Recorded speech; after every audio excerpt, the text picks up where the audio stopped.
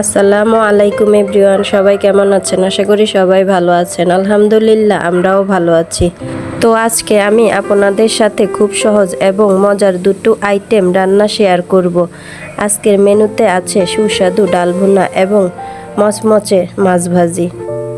খুব সাধারণ উপকরণ দিয়ে ঘরোয়াভাবে রান্নাটা করেছি, কিন্তু খেতে হয়েছে দারুণ মজাদার। প্রথমে আমি ডালটা ভালো করে ধুয়ে এক সাইডে রেখে দিয়েছি। তারপরে মশলাটা ভালো করে কষিয়ে ডালগুলো মশলার সাথে ভালো করে মিশিয়ে ডালটা ভাজতে থাকবো যতক্ষণ না ডালটা থেকে তেল ছেড়ে দেয়। এর ভিতরে আমি টমেটো অ্যাড করে দিচ্ছি। আর এখন আরও কয়েকবার নাড়াচাড়া দিয়ে আমি এখন যথেষ্ট পরিমাণ পানি দিয়ে নিব, যাতে ডালটা এই পানিতেই সেদ্ধ হয়ে যায়। আর এই যে দেখেন, আমার ডালটা খুব সুন্দরভাবে সেদ্ধ হয়ে গেছে। আর একটু ভালো করে কষালে উপর দিয়ে আমি ধনেপাতা দিয়ে নামিয়ে নিব, তাহলে আমার ডাল ভুনাটা রেডি। আর এই তো আমার ডাল ভুনাটা হয়ে গেছে। দেখেন কত লোভনীয় লাগছে, দেখে মনে হয় যেন খেয়ে ফেলি।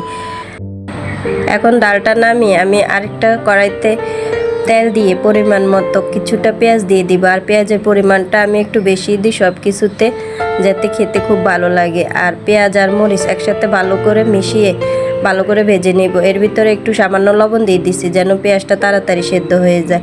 আর ভোর রাত্রে বেশি একটা সময় ছিল না, তো তাড়াতাড়ি করতেছিলাম। এখান দিয়ে বেশি যে ভাতও খেতে হবে, তাই মাছ ভাজিটা তাড়াতাড়ি করতে চাইছিলাম।